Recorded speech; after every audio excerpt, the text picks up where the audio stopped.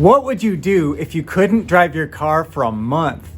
How about 2 months? Well, if you're like me or most Americans, your answer probably sounds something like, I have no idea. But there's a growing number of Americans right now that are having to answer that question the hard way because they cannot get their car repaired. Coming up, some industry news that might make this problem even worse. Plus, I'll give you my tips for what you can do about it. That's happening right now. People across the country are waiting to get their cars repaired for weeks and even months because of something that mechanics are now calling Intergalactic Backorder. Now, of course, since 2020, we've had a problem with something that economists like to call the supply chain. Now, each link in this chain is another step in the distribution process, but I think it's more complicated than that. I like to call it the supply engine. I think that's a bit more fitting because this really is a precision machine and it works that way, which is great when everything is fine, but if there's a slight disruption, chaos. Experts tell us that really there's only been about a 10% increase in demand for products here in the US, but just that small spike in demand, coupled with the temporary reduction in capacity, has really slowed everything down to a snail's pace. Well, let's think about it this way. You've got a freeway in a major city, and it's got 4 lanes of traffic flowing in each direction. A 10-mile trip on that freeway might only take about 12 minutes, but what if there's construction? What if they shut down one of those lanes? Now you've got 25% less capacity, but the same amount of traffic. Does the traffic slow down 25%?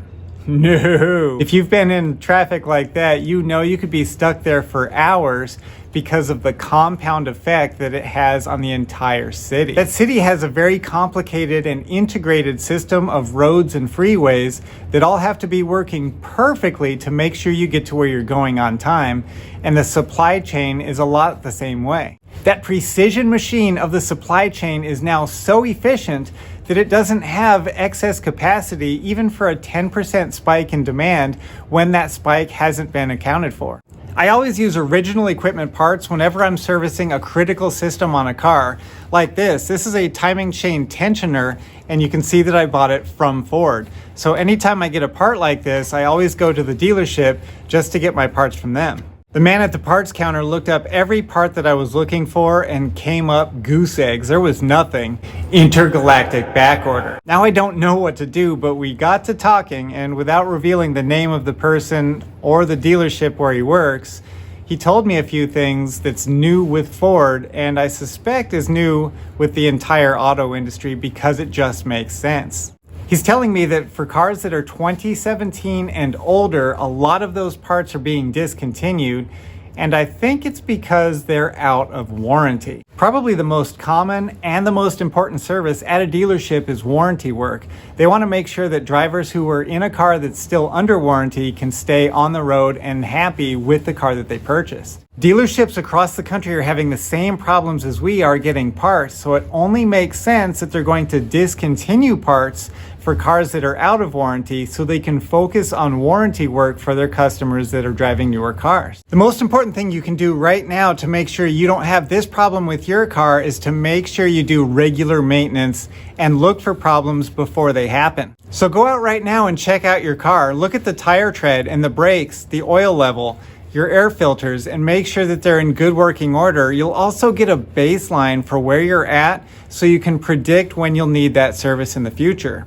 If you're about 2 or 3 months away from needing that service and you're a do-it-yourselfer, order the parts now and just keep them on hand for when you're going to need them in a couple of months. If you have a mechanic service your car, that's okay. Just call your mechanic and schedule an appointment to have your car looked at. Your mechanic can do the same thing that I just mentioned, and you can also schedule out that service in advance and order the parts beforehand. And it benefits your mechanic too because they don't want a lot of cars out in the parking lot waiting on parts and taking up space. If your dealership isn't stocking the parts anymore for your car because they've been discontinued, that's okay. You still have another option, and that's with new old stock.